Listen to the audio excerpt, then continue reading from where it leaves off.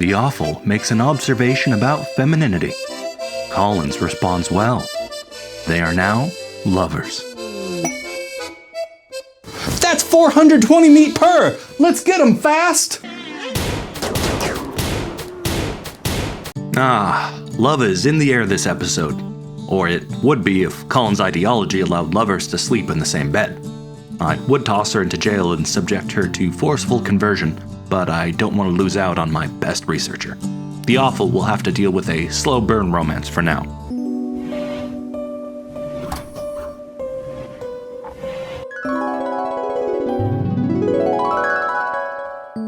What the f*** is up with your eyes?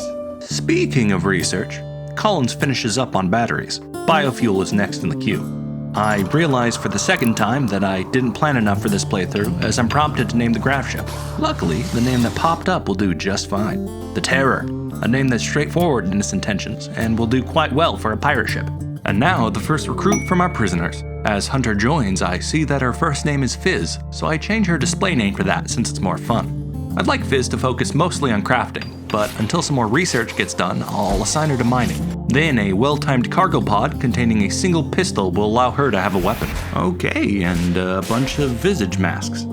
I don't see how... Oh, and Brussels sprouts. Well, that's just... Yeah, and okay, this is starting to get... No, really, it's enough. It's Perry, what's happening? Lizard.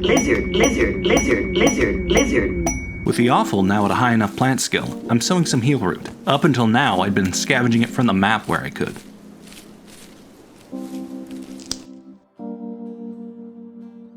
Not again. The Psychite is almost ready for harvest as well. I take a moment to set up some rules. Colonists can take a Psychite tea every 2 days if their mood is less than half. While in the Rules tab, I might as well address clothing, since most of the colonists are suffering from the tattered clothes debuff. I set up a rule to not allow clothing below half durability. However, we don't have any spare clothes in the storeroom yet, so this has a rather unintended effect. Oh my... Well, that's certainly not where he got his name from. I undo the restriction on clothing and set Fizz on creating some t-shirt and pants right away, before HR gets involved. 2 new quests appear. First up is another Gravcore quest, which is located on a scar lens tile with a decaying reactor spewing toxic fallout. Sounds lovely. The next quest is the intro quest for Vanilla Expanded Deserters. Since I'm already enemies with the Empire, I plan on accepting this eventually with it happening at yearly intervals. I'll put it off for now as we weren't even able to properly deal with 2 Empire soldiers last time. As I'm looking at these quests, I get a notification for Elephant Revenge, which is strange since I didn't assign anyone to hunt them.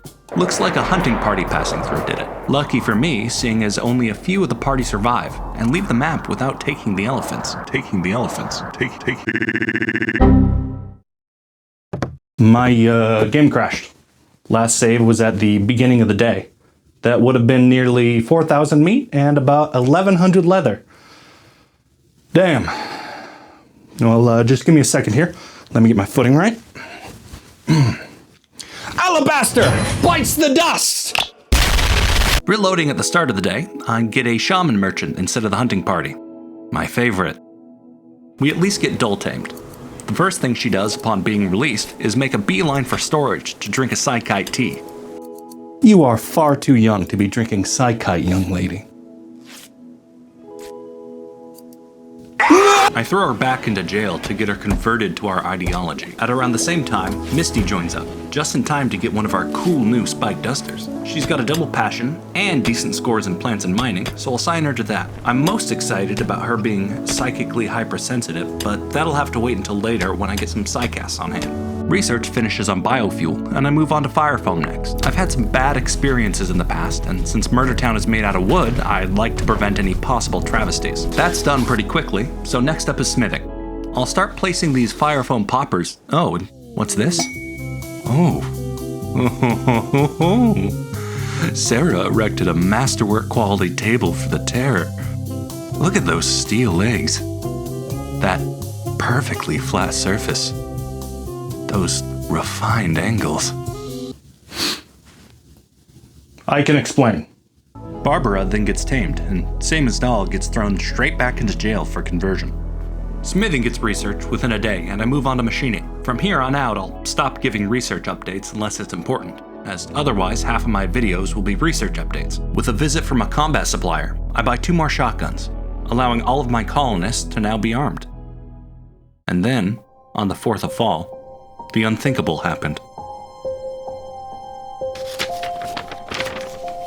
My dearest Collins, these 7 days that we've spent together have been the happiest of my life. And yet, I find something missing. Can a bird truly be happy when he is caged? No, for he must fly free. It is with a heavy heart that I must end our relationship. Sincerely, the awful. Oh, hey! I got something for you. Oh, hey, would you look at that? I gotta go. Not again! By the 5th of fall, the ship was done. Just needed to move all of our storage and workshop items over. The colonists begin hauling, and I get a paralytic Abasia transport pod crash. However, looking at Tobias, he's 89 with cataracts. Please don't make this harder than it has to be.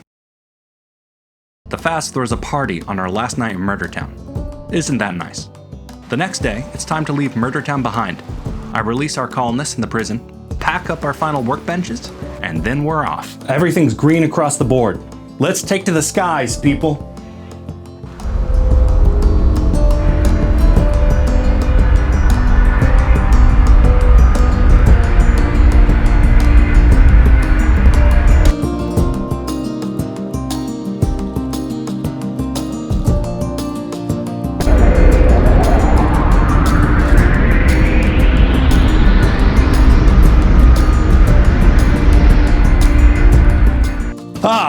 Our adventure begins. Ooh, excuse me. Oh no, oh god, I gotta get out of here. Ah! And that's the end of the second episode. If you enjoyed it, leave a like, comment, subscribe. I'll see you next time.